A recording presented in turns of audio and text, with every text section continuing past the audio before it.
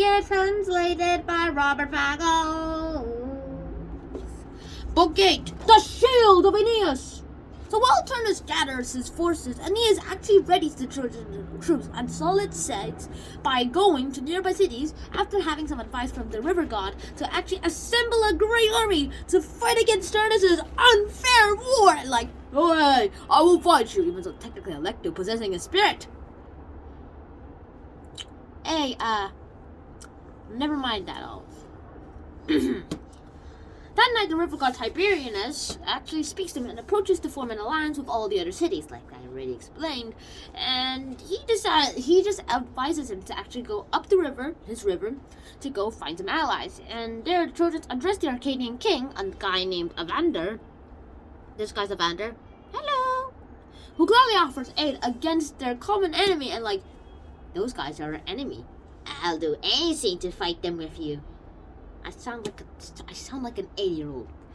Scratch that last bit. After the feast, holy rites are done in honor of Hercules, who just saved the city, and patron of the Arcadians, who actually killed a monster called Caius near the Arcadia that now stands. Evander also explains how the Saturn descended to Italy long ago and formed a nation from the wild savages that were here. And meanwhile, Venus actually threats over Aeneas' upcoming war, and she speaks to her husband Vulcan, the god of fire and forging, to make him a new shield. Shield in the making process, my wife. That's exactly what he's doing. And then when he forged a new shield, he's like, ready to send the delivery. Wait, I made an arc reactor. Check out. Shield. And gives it to Aeneas, and it has little photos about the future that will come. And that future is the future of Rome, the future of his empire, and what he'll do after he wins this war, of course. Stop looking at the pencil. Stop looking at the pencil. If you keep looking at the pencil, then you're not paying attention. Good. You're paying attention.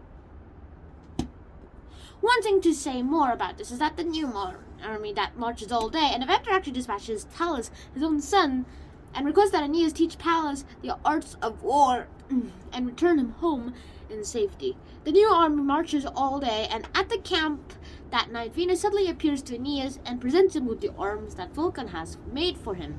Like, okay, if this was Aeneas, if Aeneas was a pencil, and this was armor that Vulcan forged, like, and this was Venus, okay, son, here's your new armor.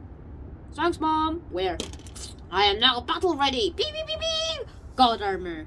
It's not like Sword's armor, but then again, Sword doesn't exist in this thing. No one believes in Sword yet. Except the Norse people. So all of this seems particularly notable because on the shield is a photo of Caesar Augustus as he defeats Antony and Cleopatra at the Battle of Actium, and much else. So basically, that shield is predicting the future. Technically, the audience who was meant to read this already know that the future is their past, so this is so bad. That's all I'm going to say. All I'm going to say now is this is the end, and I'll see you guys in the next episode with Book 9. No, bye! I'll keep reading my next book.